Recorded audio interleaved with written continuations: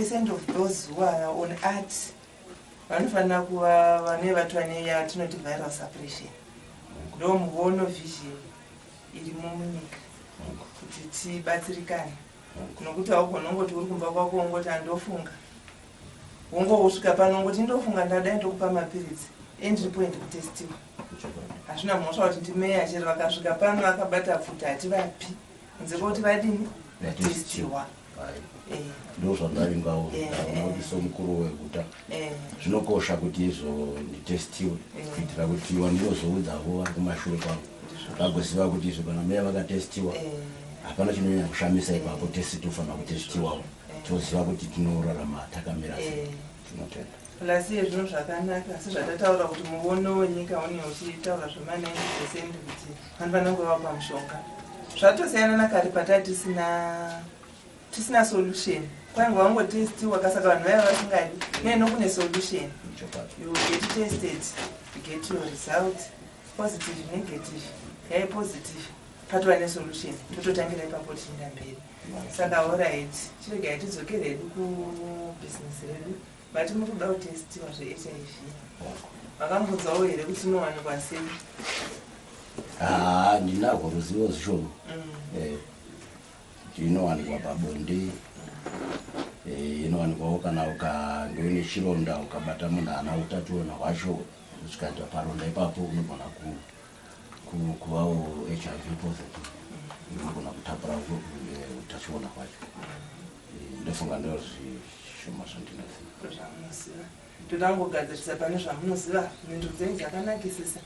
Asi ndodziya dzinozoti kana tikaenda kumubvunzo tiri tose imi neni tikanosanganiswa papanewo pedu imi munogona kubuda muchiti vandonga vane vawachi vaziva noti ndangopindura wani kuti pabonde inde ndazotaura nchiti bonde nomunhu ari infected ndisina kuti kudzivirira saka anza dzedu dzedzatodi tatukwanisa 100%. Saka tiri kuona kuti pahombe ndo pabonde panochiteverera pamai vabereki vachipa mwana wavo. Saka ndizvo tichitokurudzira chero mukatasa iye zvino tinokurudzira vana mai vane mimba kuti vakurumidze kutesta kukuuya kuzonyoresa tobva tatovatesta kuti titovabata nokukurumidza. Kuna ana mai vane mimba tiri kutoita iya inonzi test and treat. Musi iwoyo waangouya tangomubata ipapo anotodzokera atova nei because by 2030 tiri kutasira kuti kwatova ne-AIDS free generation. Zvose zvinenge tazvigona through izvozvo kana madzimai akanonoka.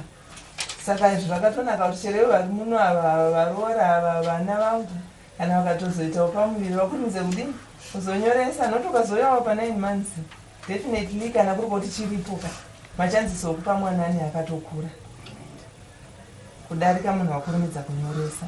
Pamwe ndingangobvunza pamubereki ngatiti mubereki ane utachiona nababa zvepachena kuti izo mbeu inozenda kuna mai ndo inenge ine utachiona zvinoita here kuti izvo zvakadaro mwana iye abude ari negative? Machanzisi aripo kwanegative nokuti pana mai vane mimba tinovati 50-50 vanogona chero mai vari positive vanogona kutobudisa mwana ari negative.